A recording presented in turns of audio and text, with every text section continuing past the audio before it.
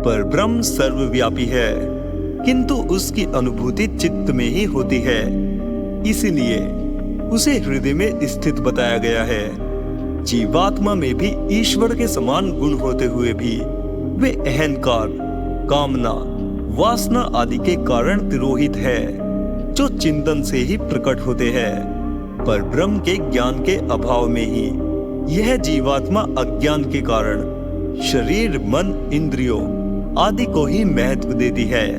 यही उसके बंधन का कारण है तथा उसके ज्ञान से ये सभी बंधन टूटकर उसे सत्य स्वरूप का ज्ञान हो जाता है। इसी ज्ञान से मुक्ति होती है। मोक्ष ब्रह्म ज्ञान से ही होता है, अन्य किसी कर्म से नहीं। ईश्वर के गुणों के प्रकट न होने के कारण जीवात्मा का शरीर के साथ एकता मान लेना है, यही सबसे बड़ी बाधा है, जिसे पार किए बिना उसका ज्ञान संभव नहीं है। परमात्मा साकार भी है, इसीलिए उपासना का महत्व है। उपासना से ही वह प्रत्यक्ष होता है।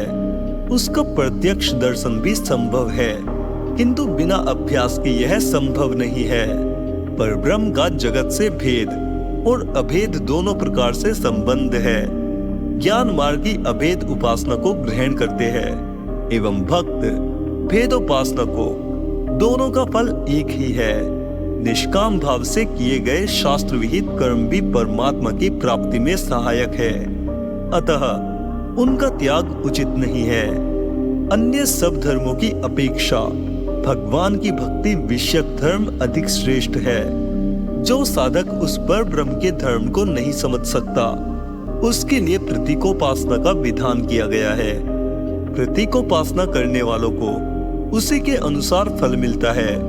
वे न तो ब्रह्मलोक में जाते हैं, न सीधे ब्रह्म को ही प्राप्त होते हैं। ब्रह्म विद्या के 3 प्रकार के उपासक होते हैं।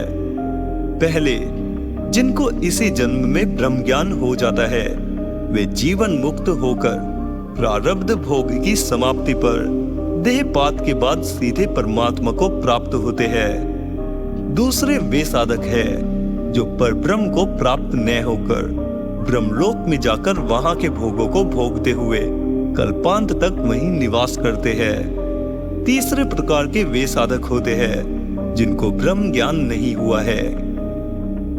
ब्रह्म ज्ञान का फल जन्म मरण से छुटकारा उस परमात्मा को प्राप्त होना ही है। इसका यही मुख्य फल है। केवल मात्र ब्रह्म ज्ञान ही मुक्ति का हेतु है। देवताओं की उपासना का फल साधक के उद्देश्य के अनुसार मिलता है। यज्ञादि कर्मों का फल स्वर्ग आदि में जाकर लौट आना है। ब्रह्म ज्ञान के उन साधकों को जिनको इस जन्म में ब्रह्म ज्ञान नहीं हुआ है, उसका फल उन्हें जन्मांतर में मिलता है। किया हुआ अभ्यास व्यर्थ नहीं जाता।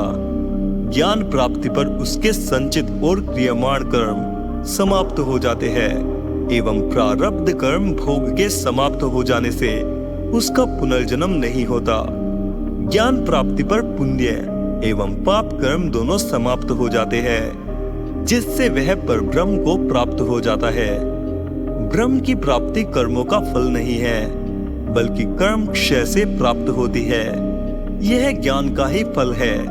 परमात्मा की प्राप्ति का फल हर्ष शोक का नाश, समस्त संशयों एवं कर्मों का नाश, पापों का छूटना आदि है तथा इनके छूटने से परमात्मा की प्राप्ति होती है। दोनों का अंतर्भाव एक ही है। ब्रह्मज्ञानियों को भी उनके संकल्प के अनुसार 2 प्रकार का फल प्राप्त होता है। पहला, परब्रह्म को प्राप्त होना और दूसरा, ब्रह्मलोक को प्राप्त होना। ये दोनों ही अंत में मोक्ष देने वाले हैं। जो समस्त भोगों में विरत है, उन्हीं को ब्रह्म साक्षात्कार होता है, अन्य को नहीं। किसी भी प्रकार की कामना ब्रह्म प्राप्ति में बाधक है। जिनकी समस्त कामनाएं नष्ट हो गई है, यहाँ तक कि स्वर्ग के भोगों की कामना न होने पर ही वह जन्म मरण से छूटकर अमर हो जाता है तथा उसे मनुष्य शरीर में ही परब्रह्म का अनुभव हो जाता है। ऐसे व्यक्ति अन्य किसी लोक में न जाकर सीधे ही परब्रह्म को प्राप्त हो जाते हैं तथा प्रारब्ध भोग समाप्त होने पर उनका स्थूल, सूक्ष्म और कारण शरीर के तत्व अपने अपने कारण तत्वों में विलीन हो जाते हैं। यदि कोई विघ्न उपस्थित न हो तो इसे जन्म में मुक्ति की प्राप्ति हो जाती है। पर ब्रह्म को प्राप्त होने वालों का भिन्न अस्तित्व समाप्त होकर अभेद संबंध स्थापित हो जाता है। परमात्मा से विभाग नहीं रहता। साधक की यह गति किसी पुरुषार्थ, कर्म अथवा साधना का फल नहीं है। एक सीमा पर जाकर ये समाप्त हो जाते हैं। आगे की गति संकल्प के अनुसार होती है। यदि वह मुक्त होने का संकल्प करता है तो वह यहीं इस ब्रह्म सायुज्य को प्राप्त हो जाता है। किंतु जिन ज्ञानियों का संकल्प ब्रह्मलोक की प्राप्ति है, उनको ब्रह्म साक्षात्कार नहीं हो सकता। उनके अंतःकरण में ब्रह्मलोक के महत्व का भाव होने से तथा उनका कारण शरीर से संबंध विच्छेद नहीं होने से ऐसे साधक ब्रह्मलोक में जाते हैं। ब्रह्म ज्ञानियों में भी ये दो फल भेद है। यह ब्रह्मलोक कार्य ब्रह्म कहलाता है, जहाँ जीवात्मा अनंत काल तक रहता है तथा प्रलय काल में वह ब्रह्मा के सहित पर ब्रह्म में लय हो जाता है। इनका भी पुनरागमन नहीं होता। ब्रह्मलोक में पहुंचे हुए ज्ञानियों का सब लोकों में इच्छा अनुसार गमन होता है।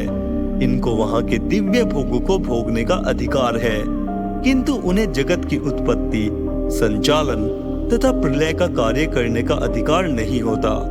यह कार्य परब्रह्म से उत्पन्न ईश्वर का ही है। ये ब्रह्मा के अधीन रहते हैं, अतः सृष्टि के कार्यों में हस्तक्षेप करने का इनका अधिकार नहीं है, न इनकी शक्ति ही है। जो साधक ब्रह्म शरीर को प्राप्त कर लेता है वे इस लोक के अधिकारी होते हैं। निर्वाण शरीर को प्राप्त होने वाले सीधे परब्रह्म में विलीन हो जाते हैं। कुछ अधिकार प्राप्त महापुरुष जैसे वशिष्ठ, व्यास आदि लोक कल्याण के लिए कहीं भी आ जा सकते हैं। सामान्य व्यक्तियों की भांति इनका जन्म मरण नहीं होता। ये परमेश्वर की आज्ञा से ही इस लोक में आते हैं एवं अपना कार्य करके पुनः परमात्मा में लीन हो जाते हैं। ये अन्य मुक्त पुरुषों से भिन्न होते हैं। ब्रह्मलोक में जाने वाले साधकों तथा अन्य साधारण मनुष्यों की मृत्यु के बाद सर्वप्रथम वाणी के साथ समस्त इंद्रियां मन में स्थित हो जाती है। मन प्राण में, प्राण जीवात्मा में तथा जीवात्मा पांचों सूक्ष्म भूतों में स्थित हो जाता है। यही सूक्ष्म भूत समुदाय तेज से मिला हुआ है, इसीलिए इसे तेज भी कहते हैं। यही जीवात्मा का सूक्ष्म शरीर है, जिसको लेकर यह ब्रह्मलोक की यात्रा करता है। इन सब के एक हो जाने पर हृदय के अग्रभाग में प्रकाश हो जाता है। ब्रह्मवेत्ता की यह ज्योति ब्रह्मरंध्र मार्ग से निकलती है तथा ब्रह्मलोक में जाने वाले की यह सुषुम्ना नाड़ी से निकलती है। साधारण मनुष्य की अपने कर्म अनुसार अन्य मार्गों से निकलती है। ब्रह्मलोक में जाने वाली जीवात्मा तथा साधारण मनुष्य जिनका पुनर्जन्म होता है, सूक्ष्म भूत समुदाय में स्थित होने तक का मार्ग एक ही है, क्योंकि ब्रह्मलोक में भी जीवात्मा अपने सूक्ष्म शरीर से ही जाता है। अन्य लोकों में गमन भी सूक्ष्म शरीर से ही होता है। यह सूक्ष्म शरीर मुक्त अवस्था की प्राप्ति तक रहता है। ब्रह्मलोक में जाने वाले की जीवात्मा स्थूल शरीर से निकलकर पहले सूर्य लोक तेज में जाती है, जो ब्रह्मलोक का द्वार है। यह साधारण मनुष्य के लिए बंद रहता है। इस तेजो में पदार्थ सूर्य की गति ब्रह्मलोक तक है। इसी मार्ग से ज्ञानी ब्रह्मलोक तक पहुंच जाता है। ब्रह्मलोक में जाने वाले ज्ञानी के लिए रात्रि या दक्षिणायन काल की कोई बाधा नहीं है। भीष्म पितामह को उत्तरायण काल की प्रतीक्षा इसीलिए करनी पड़ी कि वे वसु देवता थे। उन्हें ब्रह्मलोक में नहीं, देवलोक में ही जाना था। दक्षिणायन के समय देवलोक में रात्रि रहती है, इसीलिए उन्हें उत्तरायण की प्रतीक्षा करनी पड़ी। ब्रह्मलोक में जाने का संकल्प करने पर वह साधक देवयान मार्ग से ब्रह्मलोक को प्राप्त होता है।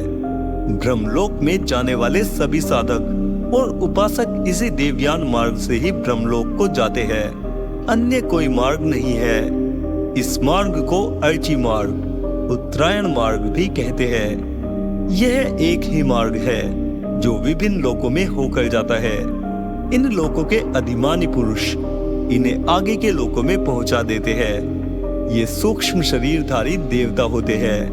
ब्रह्मलोक जाने वालों के सूक्ष्म तत्व कर्मों की गति के अनुसार विभिन्न लोकों में छिलके की भांति छूटते जाते हैं और अंत में ब्रह्मलोक की प्राप्ति होती है।